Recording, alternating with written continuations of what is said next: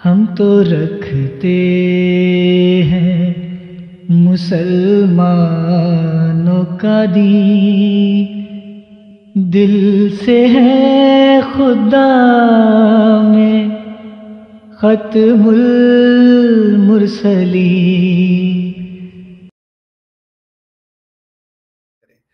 چلتے ہیں انوار طاہر صاحب کے پاس۔ انوار بھائی السلام علیکم۔ وعلیکم السلام ڈاکٹر صاحب، کیا حال ہے جی؟ جی الحمدللہ، اللہ کا شکر ہے۔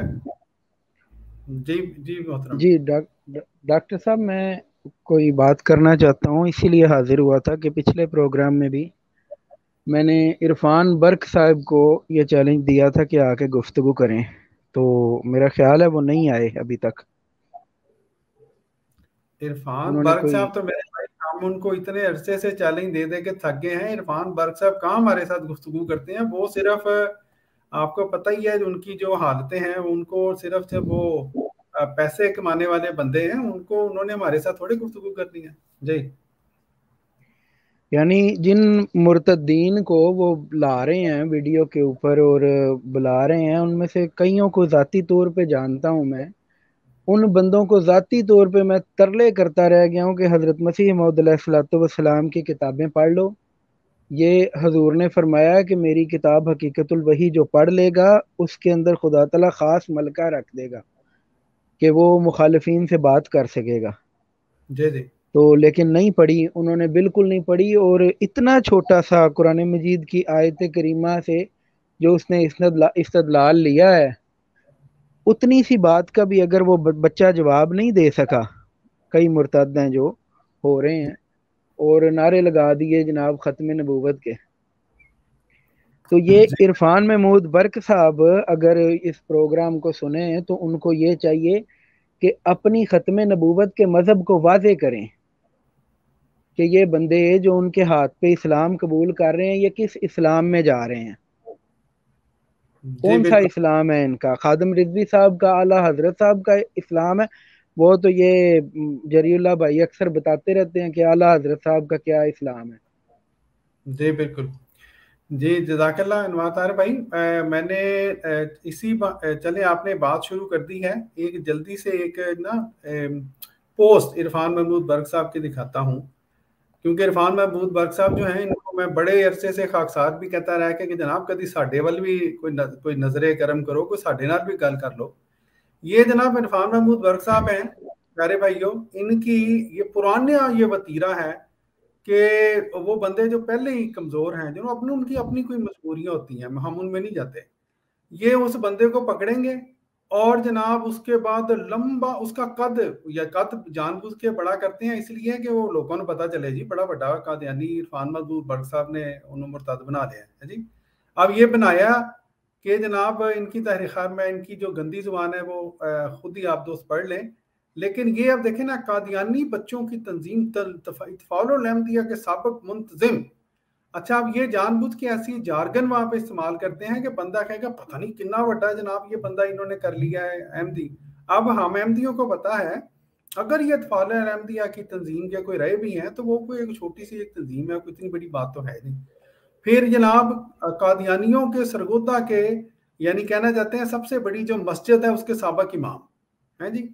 یعنی میں پہلے یہ پڑھ کے میں نے سمجھا شاید کسی مربی سلسلہ کی بات ہو رہی ہے، جب انویسٹیگیٹ کیا تو پتہ چلا کہ ان بندوں کو تو یہ تو بندے کو شاید پتہ ہی نہ ہو کہ سرگودا میں کبھی جماعت کی مسجد ہے بھی اور کہاں پہ بھی ہے۔ یہ سری جھوٹ بول دیا گیا ہے۔ عرفان محمود برق صاحب نے صرف اپنی پوسٹ بنانے کے لیے یہ اپنے اس میں شامل کر دیا۔ تو یہ انوار طاہر بھائی میں آپ کو صرف یہ عرض کرنا تھا، یہ عرفان محمود برق صاحب ان کی یہ پرانا وتیرہ ہے، یہ ہمارے ساتھ کبھی گفتگو نہیں کریں گے۔ میرا خیال جری بھائی نے بھی کوشش کر لی ہے، سلیم میر بھائی نے بھی کوشش کر لی ہے، یہ بس اپنی ہی وہاں پہ بقول ان کی ایک اور دوست کے جی مجاہد ختم نبوت کے مطابق اپنے گھر مطلب وہ اپنی عمارات وہ کہتا ہے جی 40 لاکھ کا گھر بنا لیا جی انہوں نے۔ اب جو بندے کو جس بندے کو بغیر بحث پوس کیے 40 لاکھ کا گھر بن گیا وہاں پہ، یہ پرانی بات کر رہا ہوں میں، اس کو کیا ضرورت ہے جس جھیڑے میں پڑے کہ وہ ہمارے ساتھ بات کرے؟ ان کا بزنس چل رہا ہے، وہ خوش ہیں اپنے بزنس میں۔ जज़ाकुमुल्लाह ताला से जी बिल्कुल बिल्कुल दुरुस्त बात है डॉक्टर साहब। ये जो पोस्ट आपने दिखाई है इनको मैं ज़ाती तौर पे जानता हूँ। अच्छा, इनको यानी ये जो इरफान बर्क साहब हैं, पता नहीं इनको झूठ बोलने का क्यों शौक है। अगर मुखालफत करनी है सच्चाई की बेस पे करनी चाहिए और ज़रूर करनी चाहिए। अगर जमात अहमदिया को कोई झूठा समझता है सच्चाई की बेस के ऊपर ज़रूर मुखालफत करे। लेकिन जब झूठ बोल बोल के और कद बढ़ाने की कोशिश बार बार करेगा और खाली अपना कद नहीं बल्कि उस बंदे का कद बढ़ाने की कोशिश करेगा कि ये पता नहीं क्या है। पिछले दिनों इन्होंने लेके आए थे एक अब्दुल्ला साहब को, ये इन्होंने इंजीनियर बना दिया था। फिर हजरत मसीह मौऊद अलैहिस्सलाम के जो सहाबी हैं उनका पोता बना दिया था। उसके बाद फिर अब ये इनको सरगोदा का इमाम बना रहे हैं। जाती तौर पे जानता हूँ इनको मैं।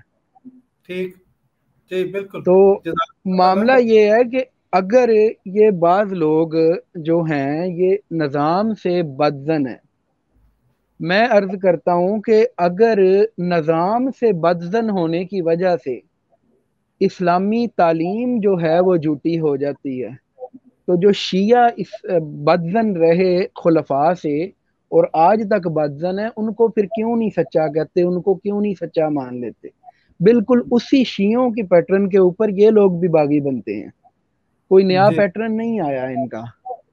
जी जी उसी पैटर्न के ऊपर साइक से शुरू होकर खलीफा वक्त तक बदजन होते चले जाते हैं और अपने जी गिरेबान के अंदर एक दफा भी झांक के नहीं देखते कि हम क्या हैं। जी बिल्कुल। जज़ाकुमुल्लाह ताला से जज़ा। जी अगर किसी और दोस्त ने मुख्तसर बात करनी है जी। जी डॉक्टर साहब, मैं वो इरफान महमूद बरक के वजह से 1-1.5 मिनट की गुफ्तगू करके बात खत्म करता हूँ। तकरीबन जी 1.5 साल पहले मैंने और मुबारक भाई ने फ्राम यूके हमने एक पोस्ट बनाई थी, एक वीडियो बनाई थी जिसमें इरफान महमूद बरक और वकार ज़का को दोनों को चैलेंज किया था, दोनों को ललकारा था कि अगर इन दोनों में गोटे गिट्टों में इनके टेल है, इनके मिक है, तो ये आए और हमसे आकर लाइव गुफ्तगू करें, लाइव मुनाज़रा करें। इनमें से किसी की भी हिम्मत नहीं हुई कि ये आए और आगे लाइव गुफ्तगू करें। इनकी यही पुरानी आदत होती है कि ये पिंडों में जाते हैं और पिंड में जाके ये सर्च करते हैं, देखते हैं कि कौन सा बंदा जमात से लाताल्लुकी करना चाह रहा है और कौन सा दूर है। उसको ये घेर के उसको ये कहते हैं जी हमने इस बड़े से इमाम को जनाब हमने अहमदी से मुसलमान कर लिया। आज भी हम ये ऐलान करते हैं कि अगर कोई बंदा इरफान महमूद बरक को मुनाजरे के लिए बुला रहा है और हमारे चैनल पर ले आए तो उस लाने वाले बंदे को भी इनाम दिया जाएगा और इरफान महमूद बरक को भी इनाम दिया जाएगा।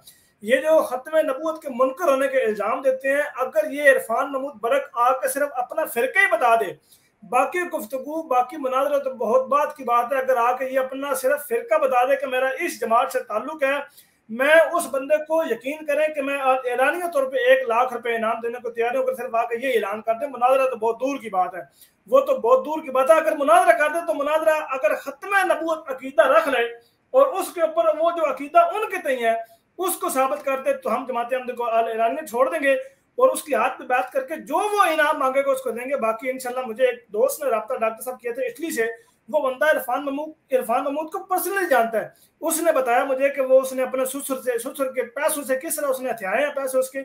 इंशाल्लाह मैं वो अनकरीब इंटरव्यू लेके आपकी खिदमत में हाजिर होऊंगा। सारे दोस्तों की जज़ाकल्लाह। जी जज़ाकुमुल्लाह ताला से जज़ा। जी दरी भाई, जी किसी और भाई ने मुख्तसर से बात करनी है वरना इजाज़त लें दोस्तों से।